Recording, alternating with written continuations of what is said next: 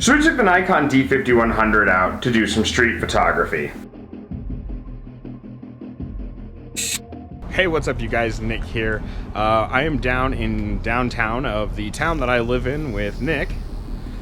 We're doing some street photography, much like we did last year, but this time we're doing street photography with the D5100. I had a few people request a street photography video with the Nikon D5100, so we're out with the Nikon D5100 and the f1.8 Yongnuo 50mm lens, and let's see what kind of shots we can get today, you guys. Hey, what's up you guys? Nick here. For those of you new to my channel, my name is Nick. I'm a professional photographer. I've been shooting professionally for the last 4 years, so I've had a camera in my hand for about the last 16 or 17 years. And last week we dropped a video reviewing the Nikon D5100 for the year 2021. And overall, it seems like the D5100 is still an extremely popular platform with everyone. And in that video, I promised that we were going to do a bunch of different videos on the Nikon D5100 this year. A lot of them that I had planned for last year, but because of certain restrictions, we weren't able to do them. But before we jump into this street photography video, please go ahead and subscribe and hit the bell notification. My analytics show that 95% of my viewers aren't actually subscribed to my channel. So let's get into this.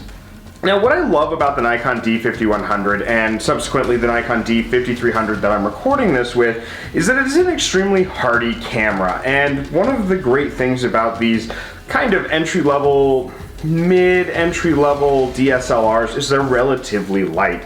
The D5100 is perfect for street photography because of that, with a 50mm prime lens like we have set up right here, and all the photos that I'm showing are from this last trip with Nick, where we went out and did some street photography together. And with a 50mm on the Nikon D5100, I have to say it's probably one of my favorite setups, not just for portrait photography, but really for street photography. It's a fast enough lens that I can really up the bokeh and get the effects that I want on an image, but it's sharp enough at f5.6 and above that I still get really good sharp images when that's what I'm trying to go for.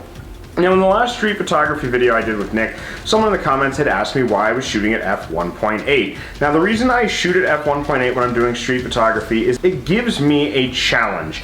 It makes it more difficult for me when I'm trying to use my photographer's eye, and it hones my skill trying to find the shot that I want to take and then taking that shot. Now, what's great about the 5100 for street photography, again, is this flip out screen right here. I love the little flip out LCD screen. You have a live view on it, so you can shoot like the twin lens reflex like we discussed in this video right here from down here. So you can line up your shots and take your shots a little less conspicuous than coming and bringing it up to take the photos that you want to take. Now, we've discussed street photography on a number of occasions, and I always bring up the safety behind it. In the United States, again, privacy in public is not guaranteed. You do not have the right to privacy in public. That does not stop people from getting mad at street photographers out in public taking photos.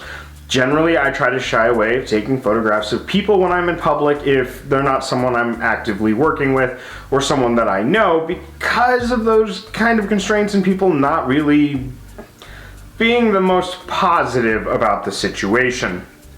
So this flip out screen with the D5100 actually gives you a nice little option to shoot more conspicuously down at belly level or down at hip level, depending on what you're trying to achieve. It's a really cool function. The 5300 has the same slide out screen, and it actually goes all the way in front, so you can get those awesome selfies when you're out and about doing street photography, and then you can go through and edit them if you don't really like the way a cell phone photo looks.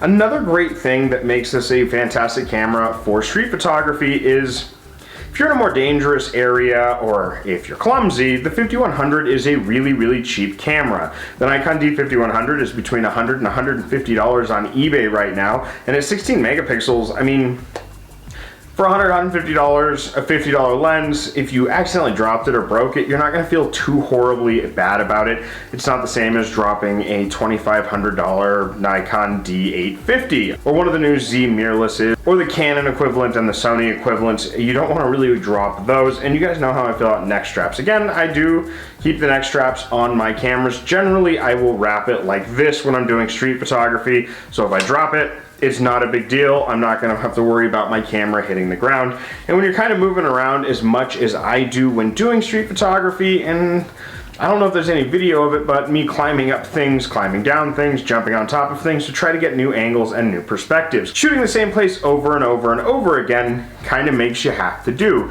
You don't want to get the same images over and over and over again. You might see some graffiti or area repeats from my previous videos. I was trying to find new focal lengths to shoot them at. I was trying to find new f-stops to shoot them at, and a new way to shoot it so that way the areas don't get boring. One of the issues I've run into doing portrait photography is it gets to a point where all the backgrounds, all the props, and everything looks the same to me. It's new to the client, but it looks the same to me, and it gets a little boring, so it's a little bit fun to try to find new ways to shoot the same thing over and over and over again. So the Nikon D5100, definitely a fun little street photography camera. This one is my normal one that's starting to get old. I do have another one on my cart on eBay. I'm just waiting for my PayPal to go through so that they'll ship it to me, and we'll have a second D5100 for when this one finally kicks the bucket. It was actually performing really well on this little adventure we took downtown. It was about 60 degrees out, so it wasn't freezing up the shutter as much as I thought it was going to, and I was able to achieve a lot of those fast shutter speeds that I wanted to achieve. Now, I did have a couple of hiccups with this camera. Now, when we were out and about, I also took the Canon that I have, so definitely keep your eye out for that Canon video. It is coming up. I need to do a couple more shoots with it before I can really do a good, thorough review, but we'll have a street photography video for that, and we're going to have a really good low light performance video because the photos I took in the ice castles with that Canon actually turned out really stunning and amazing. But anyway, so that's my Nikon D5100 kind of rundown. I know that I was kind of talking over the video. Mostly the video is there to show you how much fun it is to go out and do some street photography, especially if it's just a cheap little camera. You don't have to worry too terribly much about it. So I want to thank you guys again for subscribing. We're at like 614 subscribers right now, which is amazing. It seems like we're just growing every single day. Again, the YouTube Shorts is not going to be my normal format. I may produce more of those videos, but this is my preferred method of creating for you guys and creating content. The little 1-minute shorts, though, are great for quick tutorials like the bokeh one that I released yesterday. It kind of creates a new sense, and I can target those little niche things that I wouldn't be able to do an entire video about, or that an entire video about would be really boring and drawn out. So I want to thank you guys again for checking those out and for checking out my channel. Please like, comment, and subscribe. Hit the bell notification so you know right when I update.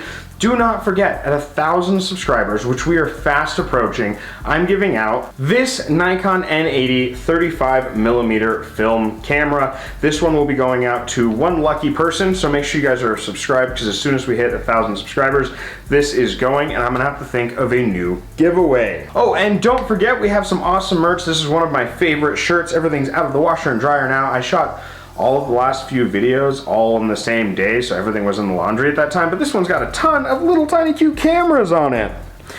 I will have a link to this shirt as well as my merch down below, all my social medias. If you ever have any questions, please feel free to reach out, whether it's in the comment section here on YouTube, on my Instagram, my Facebook, my Twitter. All of those are linked down below as well. So thank you guys again so much for joining me. You have a wonderful afternoon, and I will catch you all on the flip side. Bye!